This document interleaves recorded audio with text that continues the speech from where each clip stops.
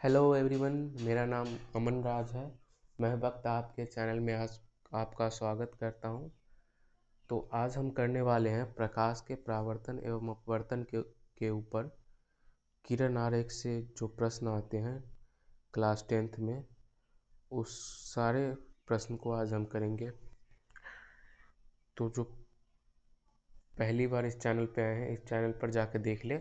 इस पे हमने एक प्रकाश के परावर्तन एवं अपवर्तन के ऊपर पूरा एक माइंड मैप तैयार करके एक वीडियो बना रखा है। उसका लिंक नीचे डिस्क्रिप्शन में मिल जाएगा, आपको उसे जाके देख लेना। और अगर चैनल काम का लगे तो सब्सक्राइब कर लेना और इस वीडियो को लाइक ज़रूर कर देना। अभी कर दो, इस लाइक का बटन जस्ट नीचे है इसके। तो ठीक है, अब हम आगे बढ़ते हैं। तो जो पहला प्रकार का प्रश्न है वो ये आता है।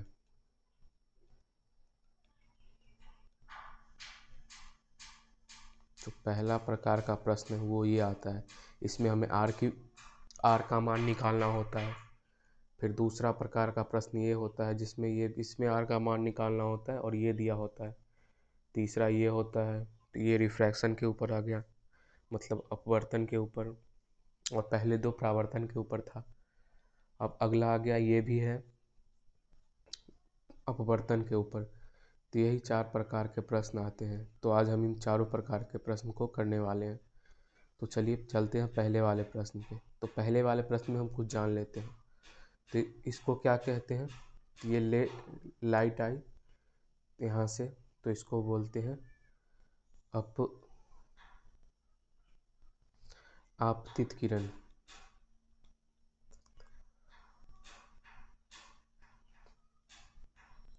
इसको बोलते हैं, ये परावर्तन के बाद इधर लौटी तो इसको बोलते हैं परावर्तित किरण।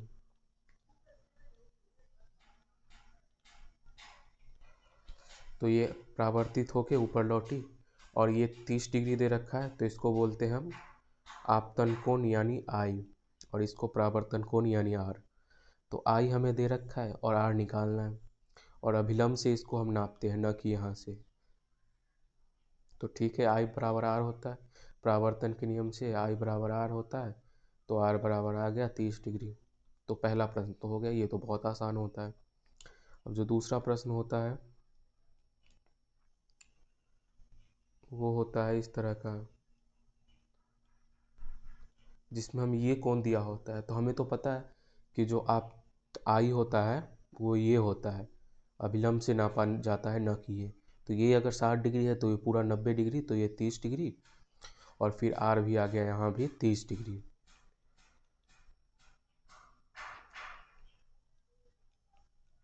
और ये प्रश्न थोड़ा टफ होता है, मतलब इसमें फॉर्मूले लगाने होते हैं, इतनी जल्दी आता नहीं है। तो ये हमें 30 डिग्री दे रखा था, इसको पहले जान लेते हैं। ये भी आ रहा है, तो इसको भी बोलते हैं आपतित किरण।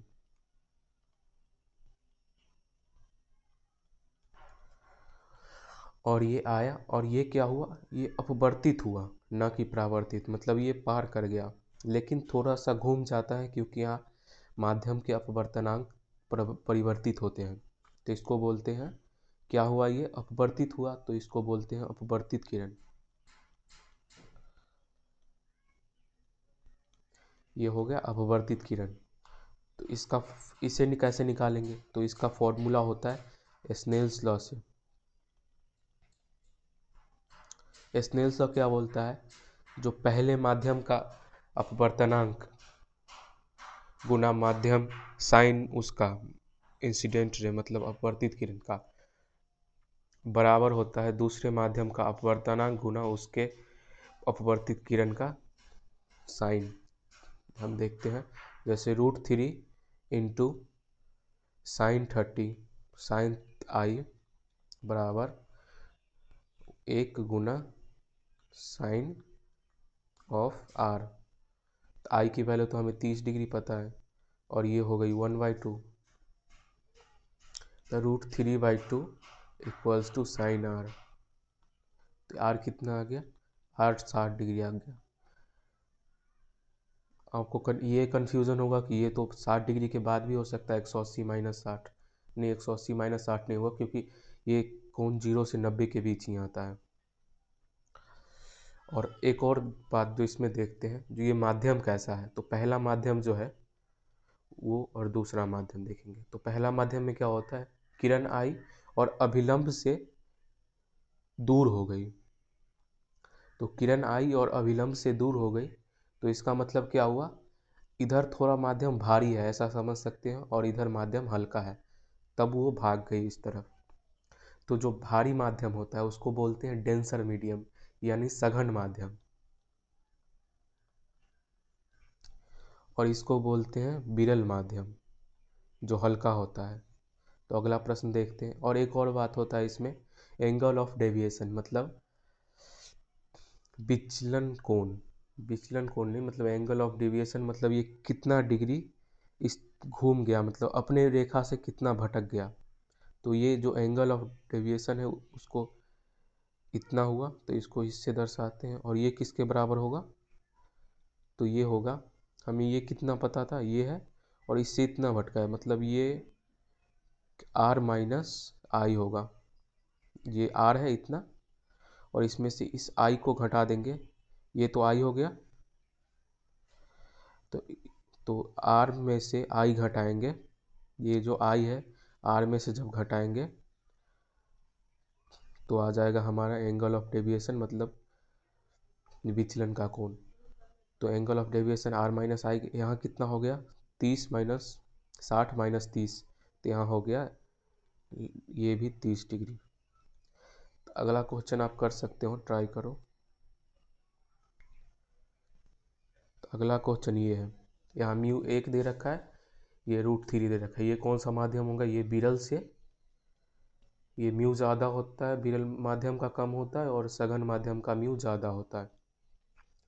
तो ये विरल से सघन माध्यम में आ गया। तो यहाँ पे अभिलंब से, अभिलंब के पास चली गई लाइट, मतलब यहाँ थोड़ा भारी लग गया इसको, तो ये घूम गई और ये आ रही थी, तो इसको तो वही बोलेंगे आपतित,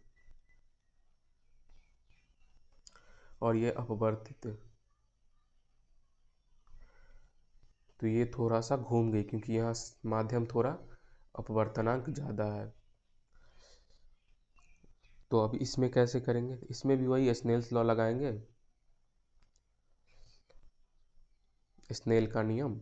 यहाँ 30 डिग्री दे रखा है, तो 1 गुना 1 म्यू इंटू 30 डिग्री, तो साइन 30, ये किसके बराबर होगा, √3 गुना, जिसमें ये लाइट है तो इसको मान लेते हैं r, √3 into r, √3 into sine r। तो साइन थीटा कितना आ गया, मतलब साइन r कितना आ गया, √3, 1/√3।